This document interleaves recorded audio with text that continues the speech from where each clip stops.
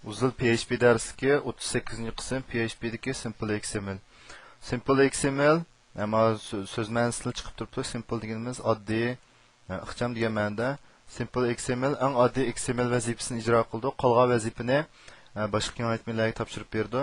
DOM yoki expect analiz ama expert ma oldida ikki qism darslik so'zlagan analizga selishtirganda Simple XML faqat bir qancha qurq kod orqali sonliq uchun o'qiy oladi. Ya'ni buningki XML ni o'qish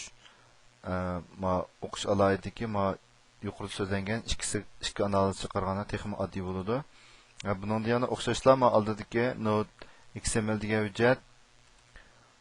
Buni biz Simple PHP orqali o'qigan vaqtimizda bu yerda Simple XML load file, uniki test XML degan hujjatni o'qidik. Undan keyin XML get name ismini ko'rsatib, birdan qurtashlab berdi. Undan keyin bu yerda buniki bir children degani balasi, child degani buniki birinchi turkumdagi balasi va ikkinchi turkumdagi balalar edi. Mana balalar holatda ma'qul ism qo'yib yozgan vaqtimizda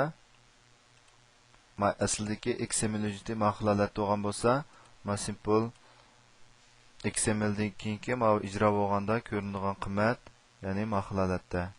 Buniki birsiniki xat kuchnomi bilan buniki qiymatni ayrim-ayrim holda bizga ma'qul holatda ko'rsatib berdi.